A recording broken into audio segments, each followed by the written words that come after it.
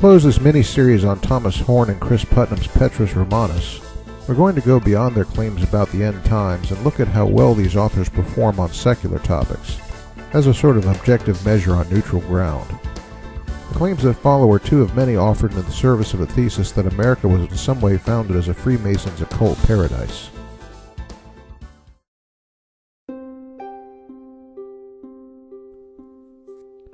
First, we'll consider a claim borrowed from their fellow conspiracy theorist Christian Pinto, that Benjamin Franklin was involved in occult sacrificial practices. According to the authors, Franklin was a member of a group called the Hellfire Club that performed animal and human sacrifices. The basis for their allegation is that a house Franklin stayed at in London was found to have the remains of 10 human bodies, along with some animal remains, all dated to Franklin's era. Here are the claimed facts about these remains.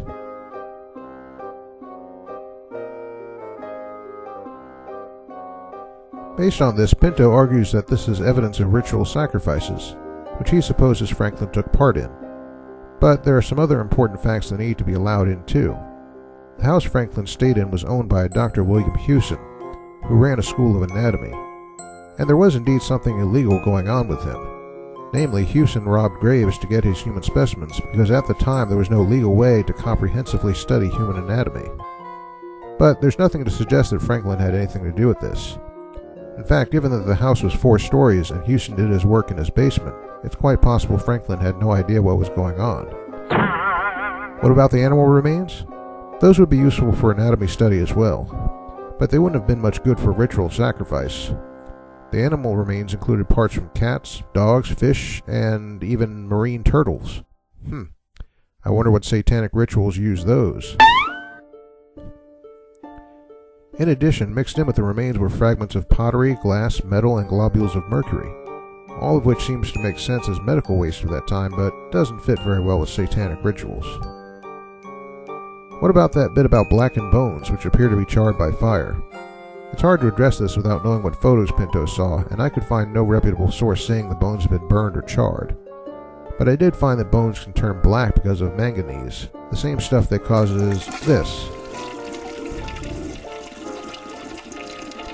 Checking further, I found that Pinto questioned the medical interpretation by asking these questions.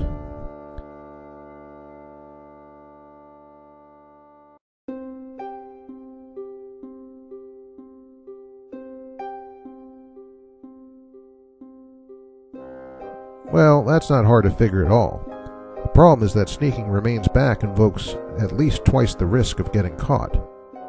As for the mingling of bones, one may as well ask why medical experiments are done on animals even for human products. The disposal is obviously a convenience.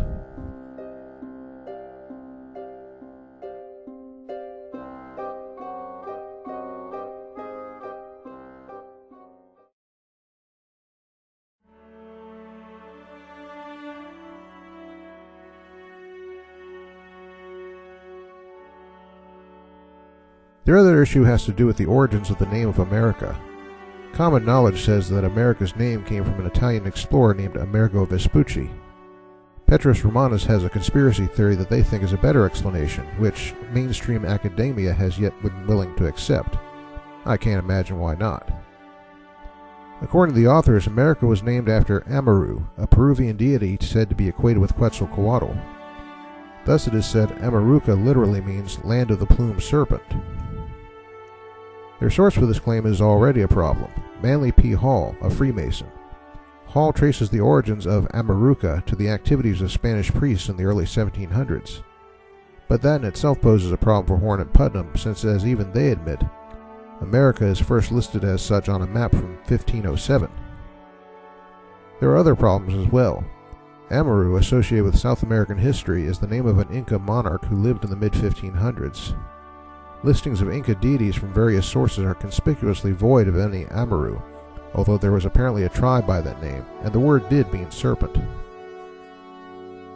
What about genuine theories concerning the name of America? One scholar notes that the ICA suffix would mean something like great or high as applied to mountains, which would refute Hall's reading of land of the serpent.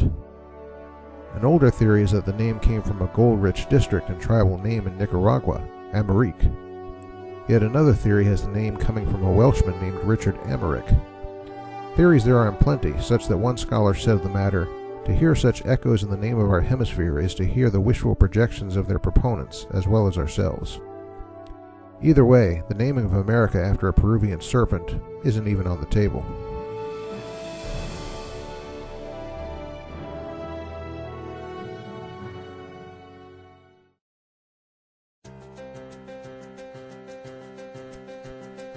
The ultimate rebuttals of the claims of Petrus Romanus lie about 2 months away as of this production date.